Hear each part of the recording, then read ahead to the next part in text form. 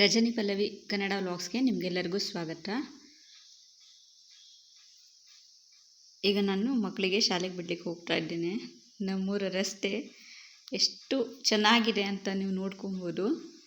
ಈ ರಸ್ತೆಯಿಂದನೇ ಸರ್ಕಸ್ ಮಾಡಿ ಅಂತೂ ಇಂತೂ ಶಾಲೆಗೆ ಬಿಟ್ಟು ಬರೋದು ಬೆಳಗಿನ ರೂಟೀನ್ ನಂದು. ಹೋಗುವ ದಾರಿಯನ್ನು ತುಂಬ ಹಸಿರುಮಯವಾಗಿ ಚೆಂದನೇ ಕಾಣಿಸುತ್ತೆ.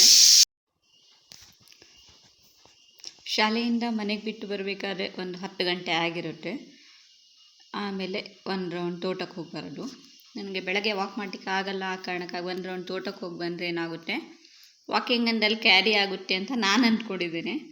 ಒಂದು ರೌಂಡ್ ತೋಟಕ್ಕೆ ಹೋಗ್ತಾ ಇದ್ದೇನೆ, ನಿಮ್ಮನ್ನ ಜೊತೆ ಕರ್ಕೊಂಡು ಹೋಗ್ತಾ ಇದ್ದೀನಿ. ಹೋಗ್ತಾ ಹೋಗ್ತಾ ತಲೆಯಲ್ಲಿ ಓಡ್ತಾ ಇದೆ ಏನು ಮಾಡಬೇಕು, ಏನು ಇವತ್ತಿಂದು ರೊಟೀನ್ ಇದೆ ಅಂತ ಹೇಳಿ.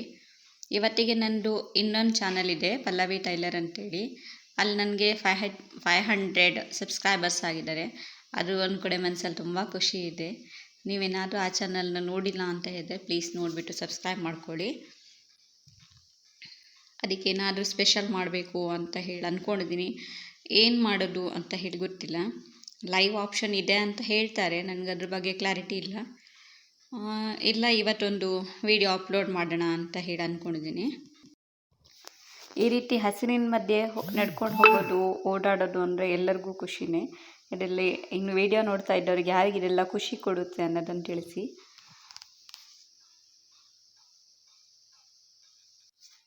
ನೆಕ್ಸ್ಟ್ ನಾನು ಇದೇ ವಿಡಿಯೋನ ಶೂಟ್ ಮಾಡಿ ಎಡಿಟ್ ಮಾಡಿ ಅಪ್ಲೋಡ್ ಮಾಡೋ ಹೊತ್ತಿಗೆ ಮಧ್ಯಾಹ್ನ ಆಗಿತ್ತು. ತಕ್ಷಣಕ್ಕೆ ಬೆಂಡೆಕಾಯಿ ಕಟ್ ಮಾಡಿ ಬೆಂಡೆಕಾಯಿ ಸಾಂಬಾರು ಮಾಡಿ ಆಯಿತು, ಊಟನೂ ಆಯಿತು. ಅದಾದ ನಂತರ ಮಧ್ಯಾಹ್ನ ಎಲ್ಲಿಗಾದರೂ ಹೋಗೋಣ ಅಂತ ಪ್ಲ್ಯಾನ್ ಮಾಡಿದ್ವಿ. ನಾವು ನಂತರ ಪ್ಲ್ಯಾನ್ ಮಾಡಿ ಡಿಸೈಡ್ ಮಾಡಿಕೊಂಡು ನಾವು ಕುಂದಾದ್ರಿಗೆ ಹೋದ್ವಿ. ಕುಂದಾದ್ರಿಲಿ ವಿಡಿಯೋ ತೆಗಿಲಿಕ್ಕೆ ನಮ್ಮ ಮುಖನೇ ನಮಗೆ ಕಾಣಿಸ್ತಾ ಇಲ್ಲ, ಅಷ್ಟು ಇಬ್ಬನಿ ಮುಚ್ಕೊಂಡಿತ್ತು. ಒಂದಿಷ್ಟು ಫೋಟೋ ತಕ್ಕೊಂಡು ಅಲ್ಲಿಂದ ಮತ್ತೆ ಹೊರಟ್ವಿ. ನೋಡಲಿಕ್ಕೆ ತುಂಬ ಚೆನ್ನಾಗಿದೆ, ಇಬ್ಬನಿ ಇಲ್ಲದಿದ್ದರೆ ಚೆನ್ನಾಗಿರ್ತಿತ್ತು. ನೆಕ್ಸ್ಟ್ ಡೇ ನನ್ನ ಮಗಳು ರೆಡಿಯಾಗಿದ್ದಾಳೆ. ಅಕ್ಕ ತಂಗಿ ಇಬ್ಬರಿಗೂ ಸೇಮ್ ಡ್ರೆಸ್, ಒಂದೇ ಸೀರೆಯಲ್ಲಿ ನಾನು ಹೊಲಿದಿದ್ದೆ. ದೇವಸ್ಥಾನಕ್ಕೆ ಹೋಗ್ಲಿಕ್ಕಿತ್ತು. ಈ ರೀತಿಯಾದಂತಹ ಡ್ರೆಸ್ ಹೊಲಿಯೋ ಬಗ್ಗೆ ಯಾರಿಗಾದರೂ ಆಸಕ್ತಿ ಇದ್ದರೆ, ಟೈಲರಿಂಗ್ ಸಂಬಂಧಪಟ್ಟ ವಿಡಿಯೋ ಬೇಕಿದ್ದರೆ ನೀವು ನನ್ನ ಇನ್ನೊಂದು ಚಾನಲ್ನ ಸಬ್ಸ್ಕ್ರೈಬ್ ಮಾಡ್ಕೊಳ್ಳಿ.